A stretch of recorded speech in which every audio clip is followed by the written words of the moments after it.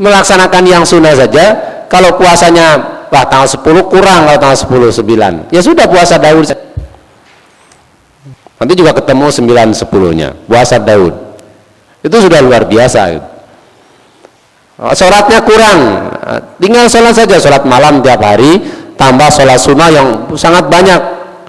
Saya sering menyampaikan sholat sunat ketika kita masuk masjid, ada sholat sunat ba'dal wudu 2 rakaat, ada sholat sunat bainal azanain 2 rakaat, ada tahiyatul masjid 2 rakaat, ada rawatib kalau zuhur, qobliyah dan ba'diyah. Itu saja sudah berapa rakaat? Sudah banyak. Nanti sholat duha, kemudian sholat malamnya sholat witir atau sholat tahajud, itu sudah sangat banyak. Bahkan Allah menyatakan barang siapa yang sholat sunnah 12 rakaat sehari semalam, banallahu baitan fil jannah, maka Allah akan membangunkan rumah di surga. Itu baru 12 rakaat, apalagi kalau 50 rakaat kan itu.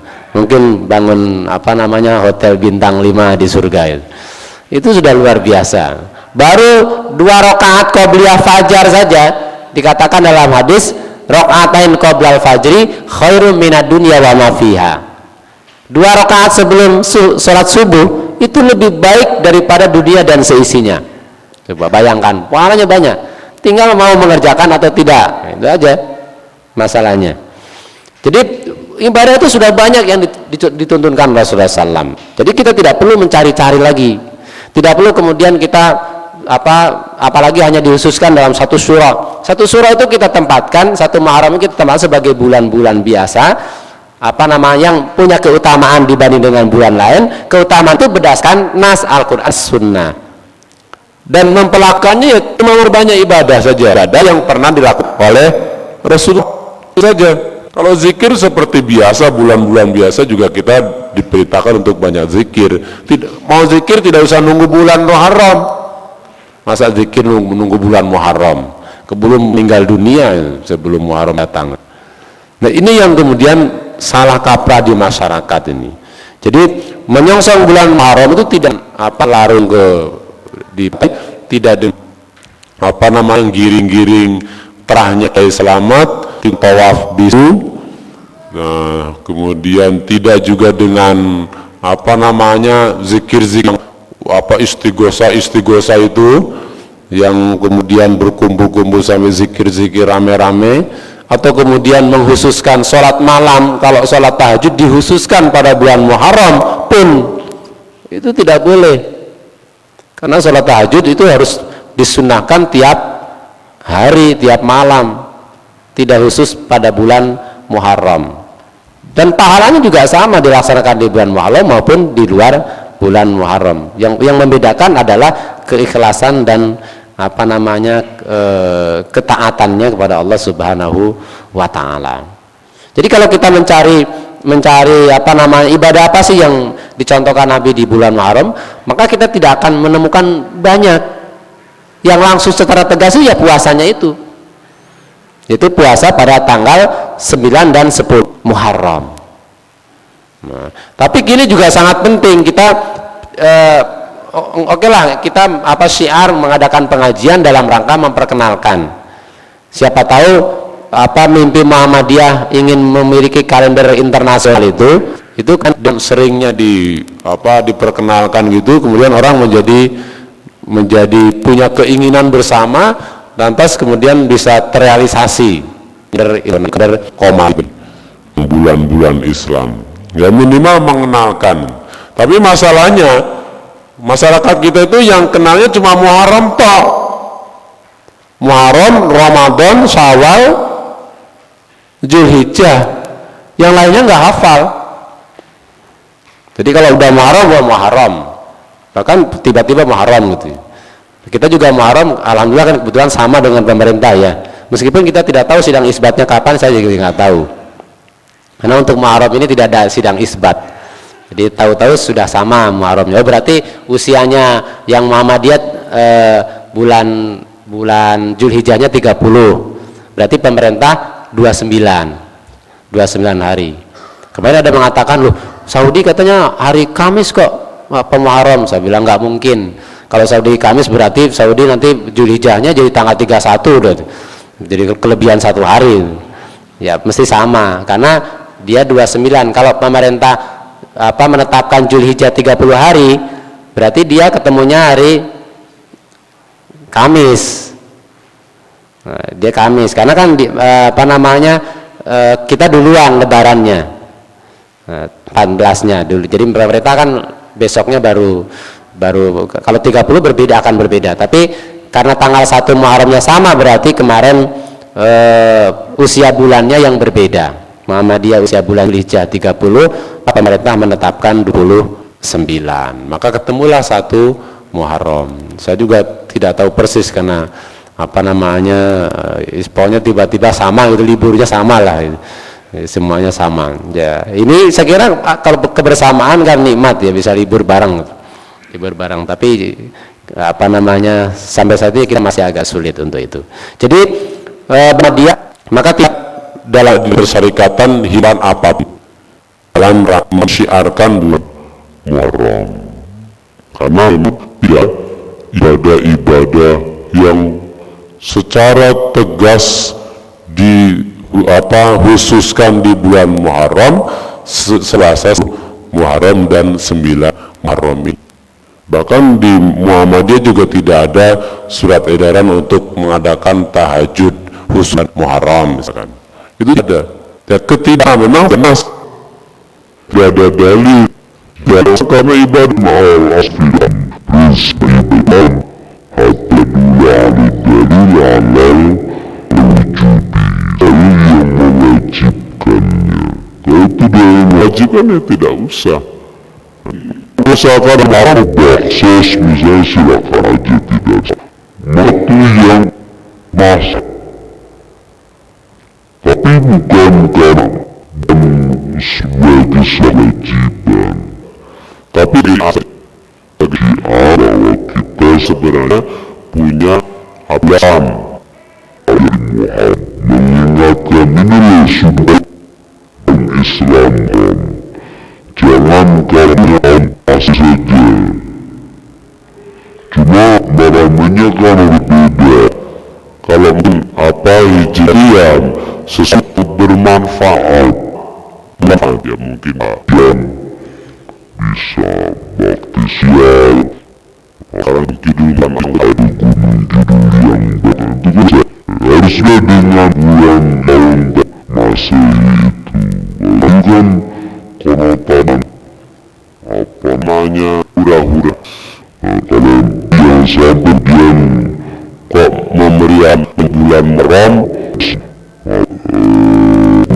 motor misalnya, itu sudah karena itu sudah besar sanksi Muharram itu sendiri.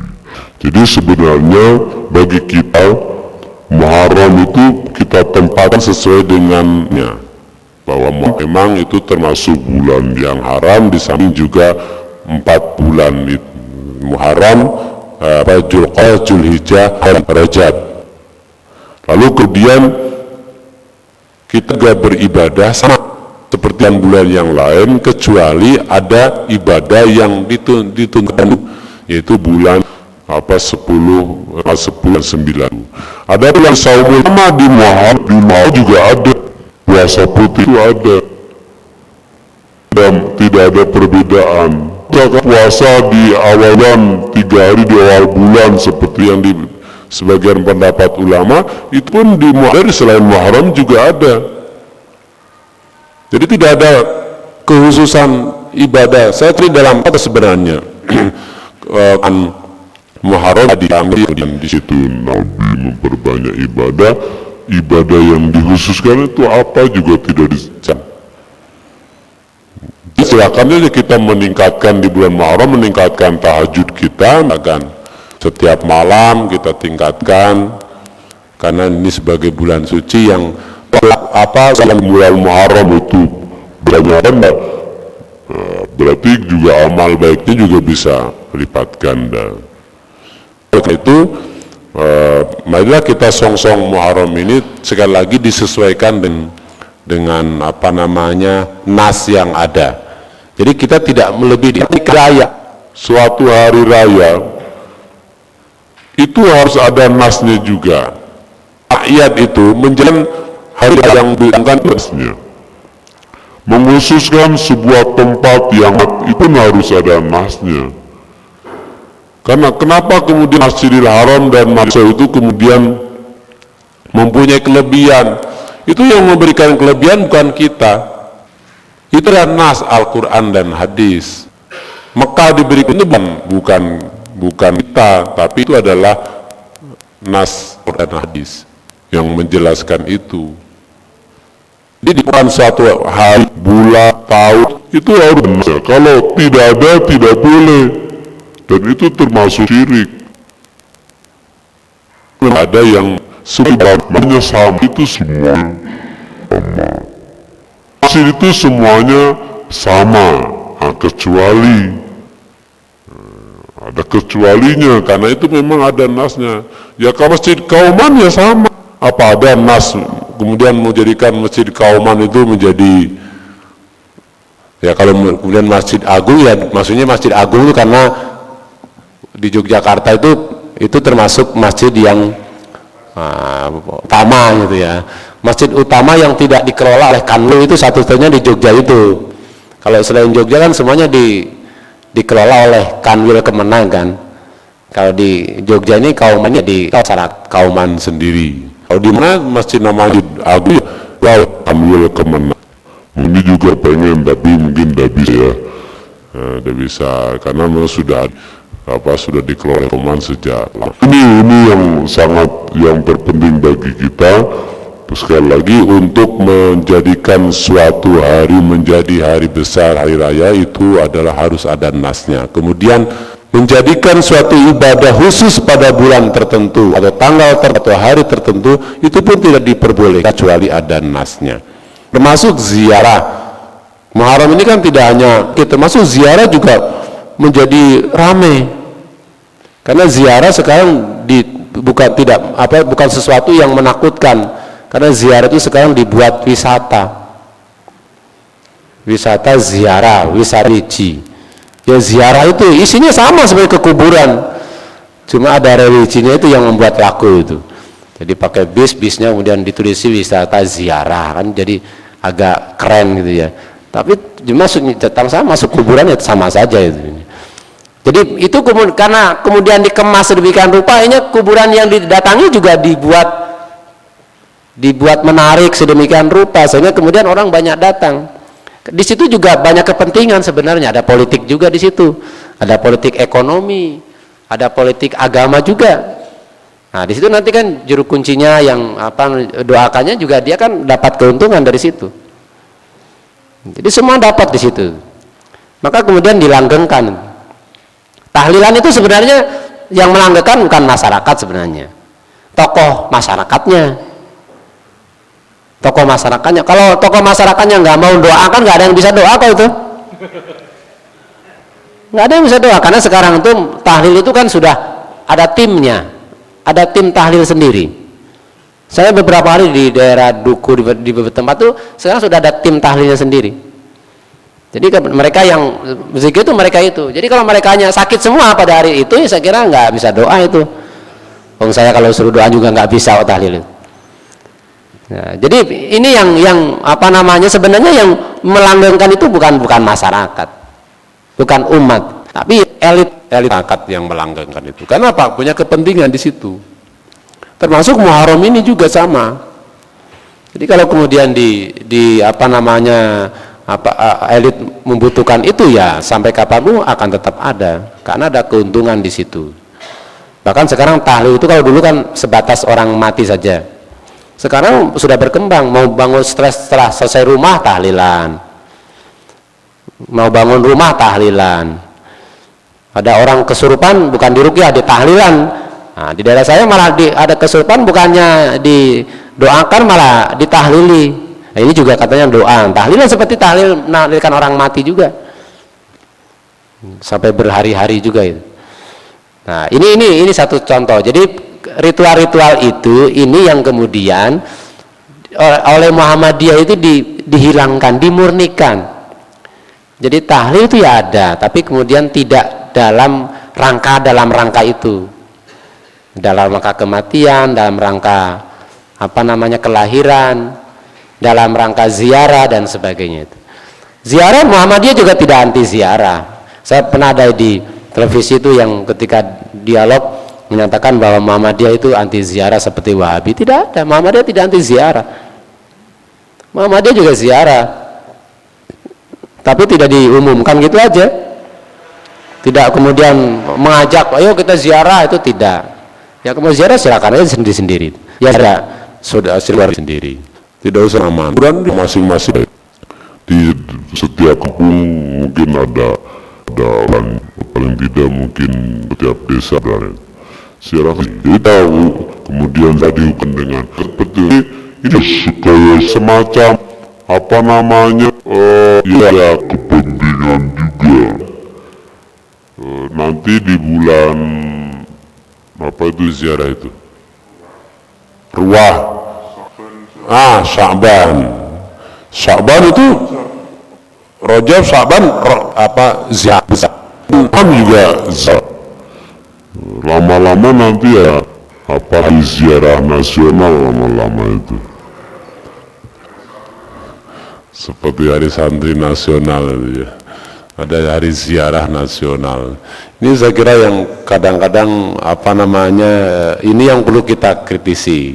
Jadi kita harapkan di Muhammadiyah ini kita betul-betul memahami bahwa setiap ritual yang itu bernilai ibadah, diyakini sebagai sebuah ibadah, itu harus memiliki landasan hukum, ada dalilnya atau tidak.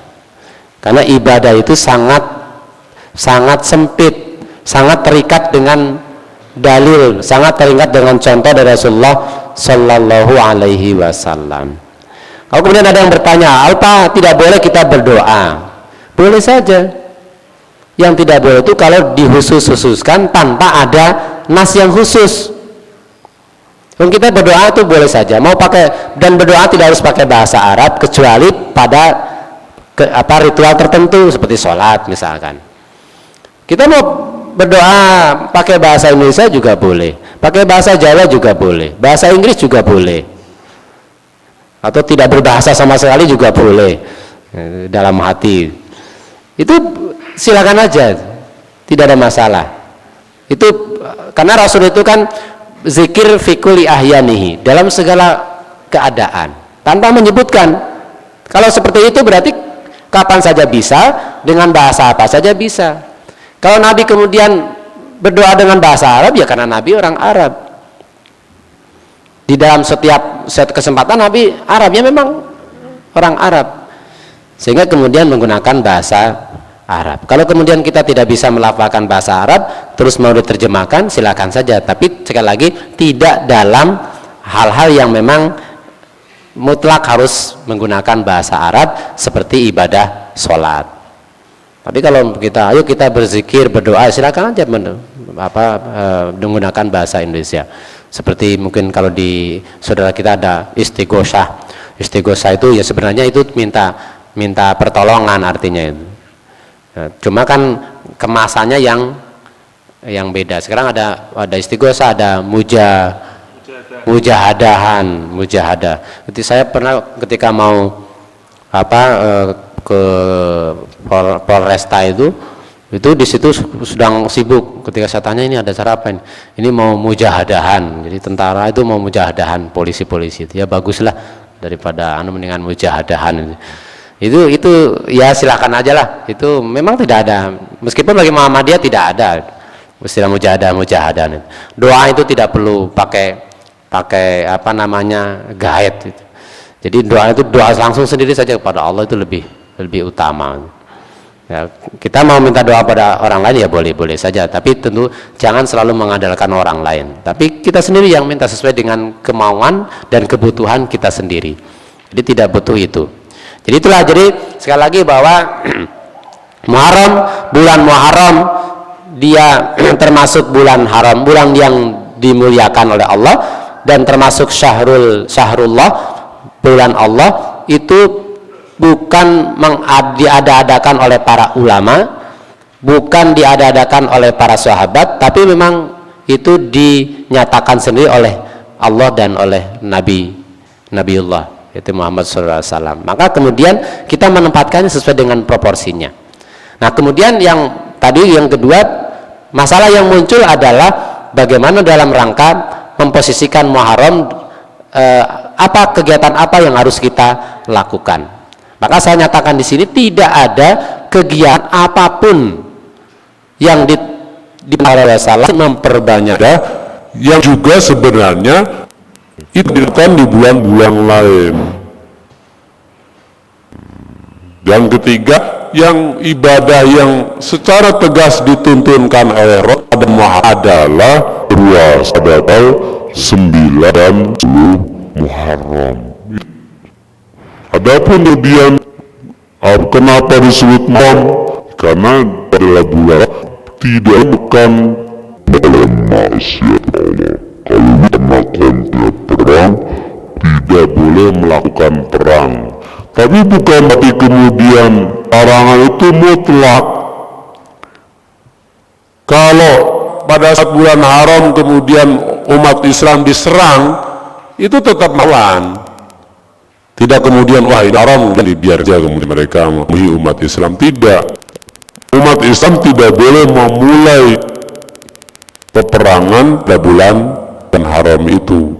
Tapi kalau kemudian umat Islam diserang, ya harus melawan meskipun dan haram, karena itu membela diri namanya. Nah, jadi meskipun larangan tidak berbuat maksiat, karena itu dan berbuat maksiat itu jihad bagian dari ibadah. Nah, jadi inilah yang perlu kita fahami bersama terkait warga kalian sih batas menyambutnya dengan pengajian umum. Saya kira itu sesuatu yang wajar meskipun itu tidak wajib juga, tapi ya daripada tadi itu konvoi motor dan sebagainya kan mendingan pengajian atau kajian. Artinya supaya orang kemudian menjadi faham apa sebenarnya bulan Muharram, kenapa kemudian dikatakan sebagai bulan Muharram. Jadi ini adalah bulan yang sudah dikenal juga di kalangan orang Arab sampai saat ini. Bahkan bulan-bulan yang 12 itu sebenarnya itu bukan ditentukan pada masa Umar bin Khattab.